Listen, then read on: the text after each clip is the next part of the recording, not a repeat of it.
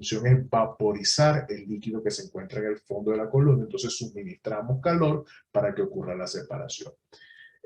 Vamos a tener entonces dos fases que van a estar en contacto a lo largo del equipo de separación, que son el líquido y el vapor, y el principio de separación es una diferencia de volatilidades. Es el mismo principio de separación que una separación flash, porque una destilación como tal es un conjunto de etapas consecutivas, es decir, es como si colocásemos varios flash en serie, uno al lado del otro, y de esa manera la secuencia de flash lo que nos va a modelar es una columna de destilación como tal. Luego tenemos la absorción. En la absorción la alimentación es un gas. Aquí el agente de separación es un agente de masa en el cual ingresa un líquido no volátil. Ocurre entonces la transferencia de una especie desde la fase gaseosa hacia el líquido volátil. A la salida del equipo vamos a tener dos fases, una líquido y una vapor, y el principio de separación es la solubilidad preferencial que tiene uno de los compuestos en la fase líquida como tal, es decir, cómo ese compuesto se va a solubilizar preferencialmente del gas hacia el líquido. Luego tenemos la extracción líquido-líquido. En la extracción líquido-líquido la alimentación es líquida, el agente de separación es de materia, ingresa un líquido invisible, se obtienen dos líquidos que llamamos generalmente refinado y extracto. ¿Y cuál es el principio de separación? La diferencia de solubilidades de diferentes especies en ambas fases que se estén formando como tal. Luego encontramos el secado de sólidos. En el secado de sólidos, bueno, ingresa un sólido húmedo, suministramos calor para vaporizar la humedad que tiene ese sólido. Cuando me refiero a humedad, no necesariamente me estoy refiriendo a agua como tal, vapor de agua. Puede también ser cualquier tipo de vapor que esté presente, un solvente orgánico, por ejemplo. Se suministra calor para vaporizar la humedad que tiene el sólido. A la salida se va a tener un sólido que se ha secado, más la humedad que se ha vaporizado, ha pasado a una fase gaseosa, y el principio de separación es una fase de evaporación. Luego tenemos proceso de extracción sólido-líquido. El proceso de extracción sólido-líquido, por ejemplo, la lixiviación, uno de esos tipos de procesos de extracción sólido-líquido, la alimentación es un sólido, utilizamos un solvente, ese solvente se pone en contacto con el sólido, extrae los compuestos que son solubles en la fase líquida. A la salida va a haber una corriente de líquido que ha extraído el compuesto que queremos extraer, y el principio de separación va a ser la solubilidad preferencial. En el caso de intercambio iónico, la alimentación es un líquido, por ejemplo, una corriente de agua que queramos eliminar los cationes o aniones que estén presentes.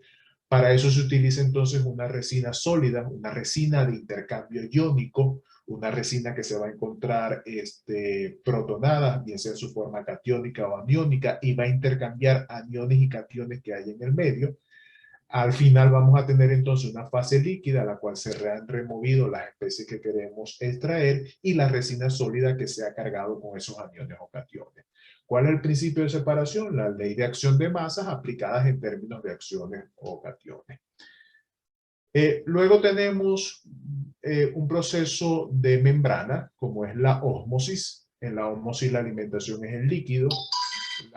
El principio de separación es un gradiente de presión. Se aplica un gradiente de separación para que pasen unos compuestos a través de la membrana y otros queden retenidos. Básicamente es una barrera física la que estamos colocando.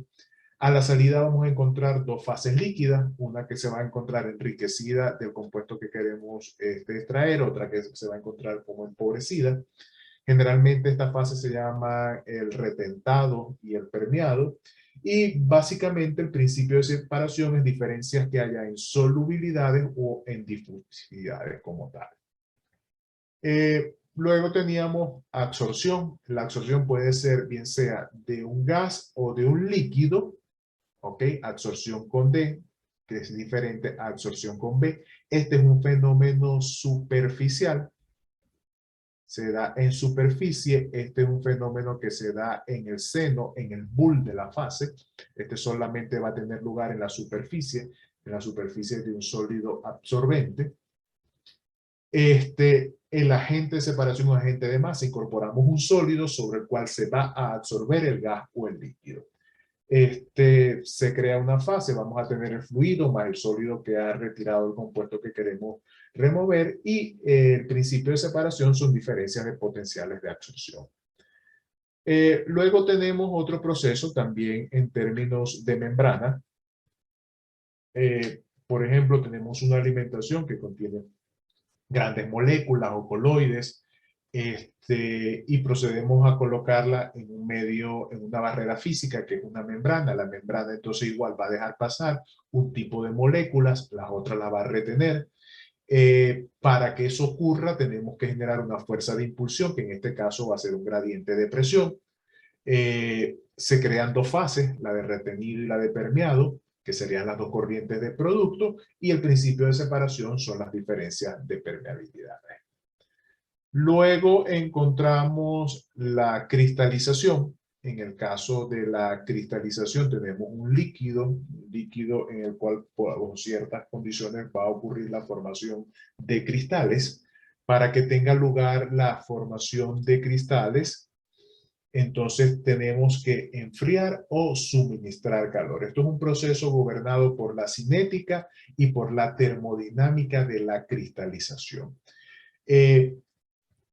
Un ejemplo muy simple de un proceso de cristalización es el azúcar. El azúcar, una vez que se ha generado esa solución de azúcar azucarada como tal, viene un proceso de cristalización para formar cristales de azúcar, que es el azúcar que comercialmente tomamos. Otros procesos de cristalización también que podemos observar en la naturaleza y que son muy comunes. La nieve. La nieve es un proceso de cristalización donde por enfriamiento se forman cristales del agua como tal. Entonces, lo que vamos a tener es una fase líquida más un sólido y el principio de separación es aprovechar la diferencia de los puntos de congelamiento que existen en la fase o la diferencia de solubilidad en el caso de que estemos suministrando calor como tal. Y por último tenemos un proceso que es el de permeación de gases. En este caso ahora la alimentación es gaseosa. Fíjense que a diferencia de los otros procesos que veíamos que eran con membrana, por ejemplo en la osmosis, la alimentación es líquida. En la ultrafiltración, que también es con membrana, la alimentación es líquida. Y ahora en el caso de permeación con gases, es un proceso con membrana, pero ahora la alimentación se encuentra en estado gaseoso. Entonces, igual se utiliza una barrera física que es una membrana, se emplea también un gradiente de presión, fíjense que son los mismos agentes de separación que tenemos en el caso de membrana, gradiente de presión y la barrera física, solo que ahora manejamos en un estado gaseoso, las corrientes que salen son gaseosas y el principio de separación son diferencias de solubilidades y difusividades. Entonces, esto es algo que tenemos que revisar, que darle lectura, que tener claridad y que nos va a acompañar a lo largo de todos los procesos que vamos a ir discutiendo a lo largo del semestre. ¿Cuáles las fases iniciales? ¿Cuál es el agente de separación? ¿Cuál es la creación o adición de fases? ¿Y cuál es el principio de separación? El objetivo de la actividad es que comenzásemos entonces a activarnos en términos de mantenernos al día con el curso, de que ustedes se fuesen también adaptando a las estrategias de evaluación. Los exámenes son de esa manera, van a ser en la plataforma, en Ingenia, con un tiempo restringido, limitado para la parte teórica y luego un componente práctico. Generalmente los exámenes son bastante largos, por lo cual quien se haya preparado, haya estudiado, y estoy seguro que este semestre va a ser muy bueno. Creo que va a ser un grupo bastante bueno, no tendrá ningún inconveniente, avanzará rápidamente en el examen. Pero quien no se prepara, quien no estudia, sino que llega a buscar información durante el examen, va a tener como principal enemigo el tiempo del examen como tal. Entonces, bueno, no sé si tenemos alguna pregunta, algún comentario, algo que queramos entonces discutir sobre este tipo, este cuadro, esta tabla o sobre la actividad.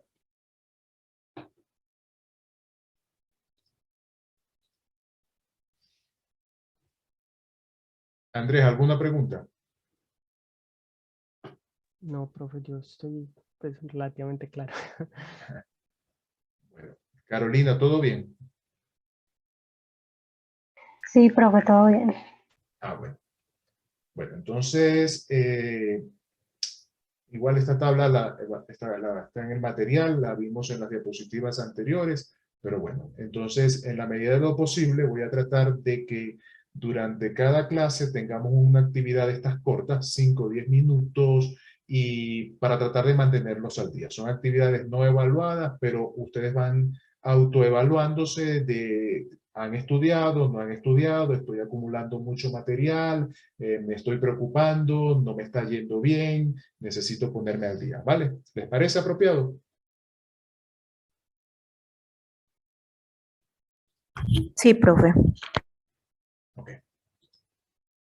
Ese es el problema de la virtualidad, que a veces nos quedamos dormidos y se nos acumula todo. Bueno, entonces vamos a continuar con Vamos a continuar donde quedamos entonces el jueves pasado con las dificultades que teníamos de internet. Vamos entonces, voy a compartir la diapositiva.